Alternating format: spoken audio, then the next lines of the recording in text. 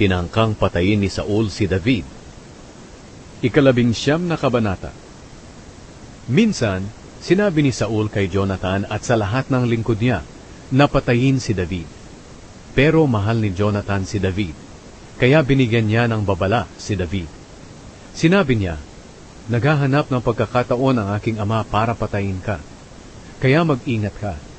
Bukas maghanap ka ng mapagtataguan at huwag kang aalis doon. Dadalhin ko roon ang aking ama at kakausapin ko siya tungkol sa iyo. Pagkatapos sasabihin ko sa iyo ang napag-usapan namin." Kinaumagahan, kinausap ni Jonathan si Saul tungkol kay David doon sa bukid at pinuri niya ito sa harap ng kanyang ama. At sinabi, "Ama, huwag niyo pong saktan si David na inyong lingkod dahil wala siyang ginawang masama sa inyo. Nakagawa pa nga po siya ng malaking kabutihan sa inyo. Itinaya po niya ang kanyang buhay nang patayin niya ang Pilisteo na si Goliath at pinagtagumpay ng Panginoon ang buong Israel. Nasaksihan niyo ito at natuwa kayo. Pero bakit gusto niyo pang ipapatay ang isang inosenteng tao na katulad ni David nang walang dahilan?" Pinakinggan ni Saul si Jonathan at sumumpa siya sa pangalan ng Panginoon na buhay na hindi na niya ipapapatay si David.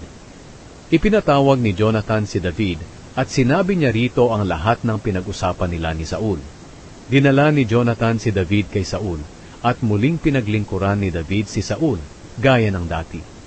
Muling naglaban ang mga Filisteo at mga Israelita at buong lakas na pinamunuan ni David ang mga tauhan niya sa pakikipaglaban.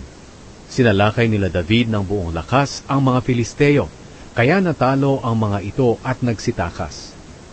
Isang araw, habang nakaupo si Saul sa kanyang bahay at may hawak na sibat, sinaniban na naman siya ng masamang espiritu na ipinadala ng Panginoon.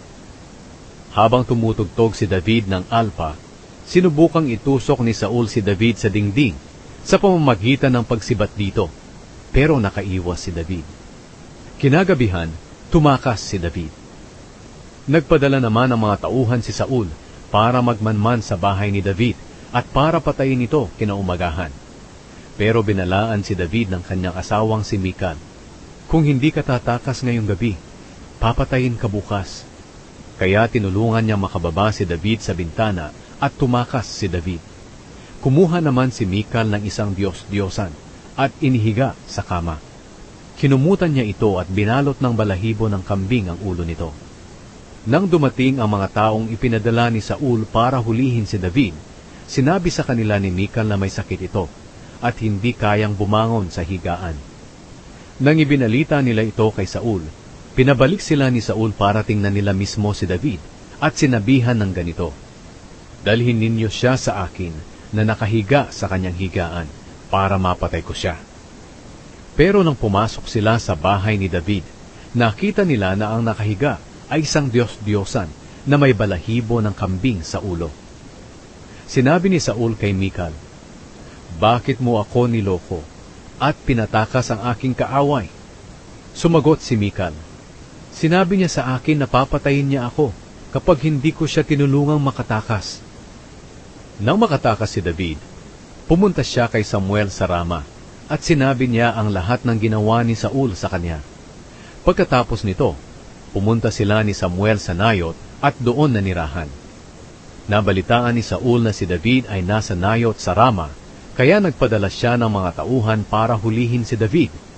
Pagdating nila roon, nakita nila ang mga propetang nagpapahayag ng mensahe ng Diyos at pinangungunahan ni Samuel. Pagkatapos, napuspos ng Espiritu ng Diyos ang mga tauhan ni Saul at nagpahayag din sila ng mensahe ng Diyos. Nang marinig ni Saul ang nangyari, muli siyang nagpadala ng mga tauhan para hulihin si David. Pero pagdating nila doon, ganoon din ang nangyari. Nagpahayag din ang mga ito ng mensahe ng Diyos. Muling nagpadala si Saul ng mga tauhan sa ikatlong pagkakataon. Pero ganoon din ang nangyari sa mga ito. Sa bandang huli, si Saul na mismo ang pumunta sa Rama.